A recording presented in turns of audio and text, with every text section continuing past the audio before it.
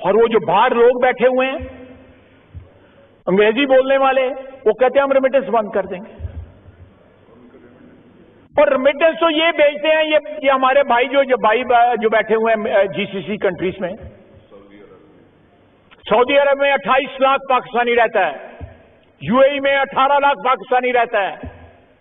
اور بولتا کون ہے؟ امریکہ سے کوئی بولتا ہے، کوئی کینیڈا سے بولتا ہے. جو یہاں پہ لاشیں دفن کرنے آتے ہیں اپنے بڑوں کی جائیدادیں بیچ کے واپس چلے جاتے ہیں. یہاں تو کسی کو پاسپورٹ نہیں ملتا، وہاں پہ پاسپورٹ ملے ہوئے ہیں ان کو.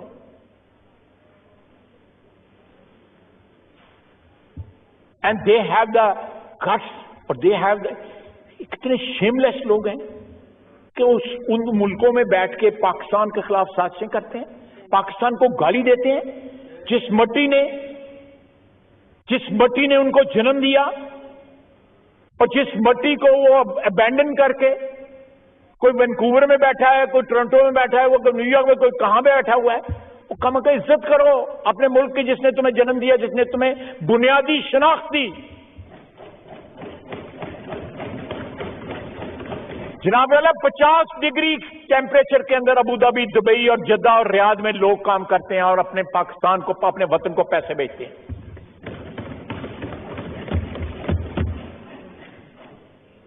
آج سے بڑی پرانی بات ہے، بہت پرانی بات ہے، تقریباً 40 سال پرانی بات ہے. میں گلف ایئر کی لائن میں لگا ہوا تھا، ایکسیس بیگیج دے رہا تھا، تو میرے ساتھ ایک پشتون کھڑا تھا، پارا چنال کا یا ٹال کا کہیں کا تھا، وہ صالحانہ کا تھا.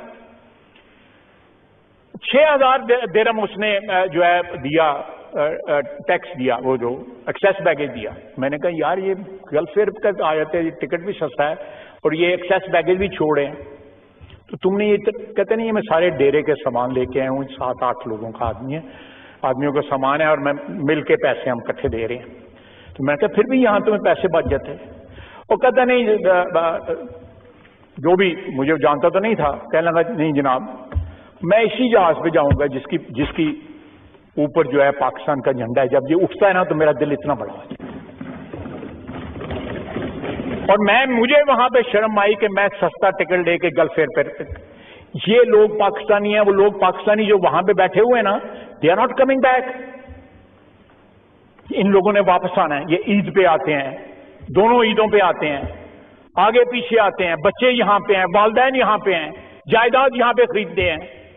اور وہ لوگ آتے ہیں جائیداد بیچنے کے لیے جب ماں باپ مرتے ہیں.